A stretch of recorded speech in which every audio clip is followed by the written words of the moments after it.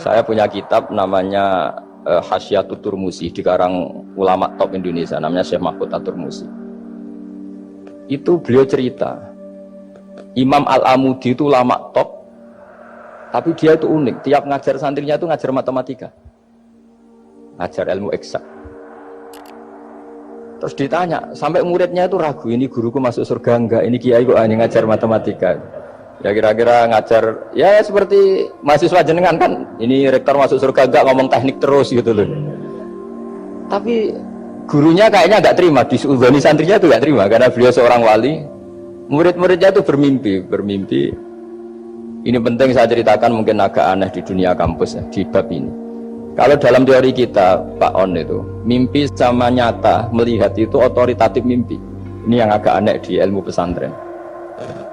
Jadi melihat jenengan langsung dengan mimpi itu otoritatif mimpi. Karena mimpi, ru'yal mukmin dijamin oleh Rasulullah sama dengan 46 juz'un minan nubuwah. Jadi persennya itu besar sekali, 46% dari juz'un minan nubuwah, otoritatifnya. Nah tentu tidur yang benar. Logikanya gini, kata-kata kitab-kitab menjelaskan, orang kalau melihat langsung itu pasti terpengaruhi oleh cinta atau tidak cinta, senang atau tidak senang, sedang butuh apa enggak. Jadi kalau saya sedang butuh dengan Pak Rektor, itu melihatnya dengan penuh harapan. Jadi kalau saya sakit mau mati, itu senang lihat dokter, karena ini harapan, Rektor nggak ngefek gitu kan gitu. Tapi kalau saya politikus, ngelihat ketua partai itu lebih respect ketimbang melihat dokter. Jadi gara-gara banyak kepentingan ini melihat itu nggak pernah jujur gitu. Nggak pernah jujur. Jadi kebodohan manusia justru karena melihat itu kalau dalam teori kitab. Makanya kalau dalam teori pesantren itu kebalik, anna sunyamun wa idza matu intabahu. Manusia itu hakikatnya tidur, baru setelah mati bangun. Misalnya kita di dunia nganggap uang itu penting, harta itu penting, jabatan penting. Setelah kita mati ternyata yang paling penting itu hanya sujud. Karena kamu itu kenangan ketemu Allah terbaik itu sujud. Yang kita anggap penting di dunia semuanya tidak penting. Yang kita anggap sepele kayak sholat ternyata itu super penting. Tapi sadar itu nunggu nanti di akhirat. Ya saya ini termasuk syukur yang sadar sebelum sampai akhirat. Jadi termasuk orang yang beruntung gitu. Nah kenapa mimpi itu begitu penting? Karena tadi ketika orang tidur itu off semua, sistem sarafnya, sistem apanya. Yang ada hanya pengendalian Tuhan. Karena dia tidak bisa mengendalikan dirinya sendiri. Apalagi kalau tidurnya benar ya tentu pakai wudhu, terus pakai doa-doa, terus menghadap kayak mayit itulah, standar mayit, menghadap ke kiblat kayak posisi mayit itu. Sehingga dia ada intervensi pada dirinya sendiri, ya tidak punya keinginan dari dirinya sendiri. Kamu kan nggak bisa ingin, wah tidur ingin ketemu wanita cantik kan tidak bisa tentukan gitu. Akhirnya ya benar-benar hanya milik Allah. Apalagi kalau kita bacanya benar, terus pikirannya benar. Makanya uniknya dalam Islam adalah doa mau tidur dengan wiridan setelah sholat itu ajarannya Nabi banyak mau tidur. Wiridan subhanallah 33, alhamdulillah 33, wabar 33 dan disempurnakan seterusnya itu. Itu ijazah Nabi kepada Sayyidah Fatimah itu untuk mau apa? Tidur. Bismika wada'tu jambi wa bismika arfa'u. Sampai doanya panjang. Allahumma aljatu zuhri ilaika. Panjang sekali doa mau tidur. Saya yakin jenengan ndak hafal dan ndak. Paling ya bismika wada'tu jambi apa? Bismika Allahumma ahyawamu. Itu sebagian ustaz bilang itu doa ngaji katanya.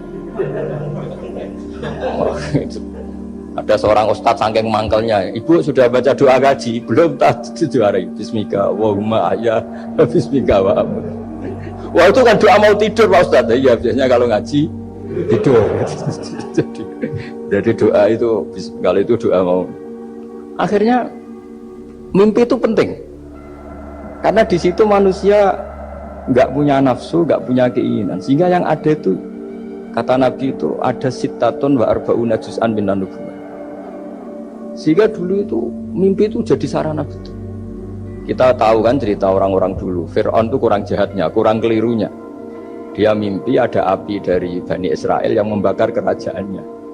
Dan semua pentawilnya sepakat itu maksudnya Anda akan dihabisin kerajaan Anda oleh bayi dari Bani Israel. Begitu juga raja zaman Nabi Yusuf itu mimpi kalau ngalami ada 7 sapi yang gendut dimakan oleh 7 sapi yang kurus. Jadi mimpi itu sarana bahkan dari orang kafir. Karena Ya tadi yang preman ya nggak ada premannya, yang soleh ya nggak ada solehnya, semua dikendalikan oleh Allah Ta'ala pas tidur. Sehingga tidur ini menurut agama lebih otoritatif, asal dengan tidur yang benar. Jangan tidur sambil ngerokok terus terbangun karena ininya kena itu. Nah, cerita-cerita unik begini kalau tidak orang pesantren itu tidak tahu. Karena ini memang khas pembalikan satu fakta yang diyakini orang banyak. Sehingga ulama dulu itu cerita, ini saya teruskan. Imam Amudi itu akhirnya murid-muridnya mimpi. Mimpi di situ tanya, Pak Ustadz, Anda masuk surga enggak ketika hidupnya hanya nerangkan matematika? Oh iya, saya bahkan enggak sekedar di surga. Malaikat dikumpulin Allah untuk mendengarkan presentasi saya ngajar matematika.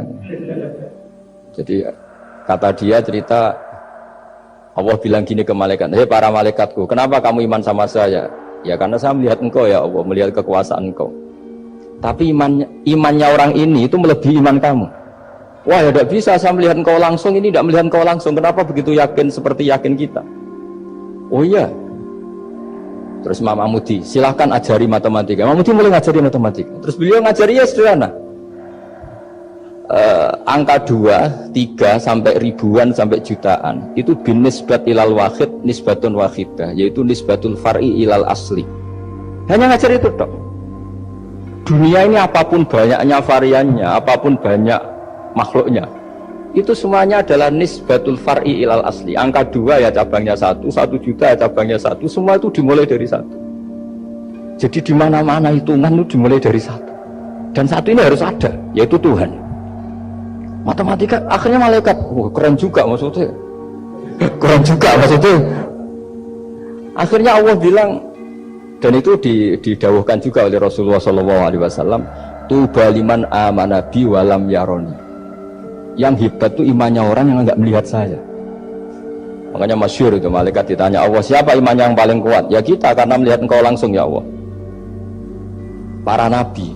Terus tapi yang dari sekian pertanyaan itu jawab sama, yang paling ajaib adalah umat-umat Muhammad di akhir zaman, nggak menangi nabinya, juga nggak pernah lihat surga neraka, tapi iman sama saya. Dan mereka punya cara untuk imannya itu berkualitas sama dengan kamu para malaikat. Ya diantaranya dengan cara logika tadi yang saya utarakan tadi. Am khuliqu min ghairi syai'in am humul khaliqun. Kalau alam raya ini wujud, maka penyebabnya harus sesuatu yang wujud. Masa sesuatu yang nggak wujud menyebabkan yang wujud? Kalau angka 10 ada, 1 juta ada, pasti dimulai angka 1. Makanya nisbatus naini wal arba'ah ila ma la nihayatalaha, itu semuanya nisbatul far'i ilal asli. Semua angka berapapun jumlahnya itu binisbat ilal wahid adalah nisbatul far'i ilal asli. Itu cara-cara, makanya tadi kajian ilmu itu tidak ada habis-habis.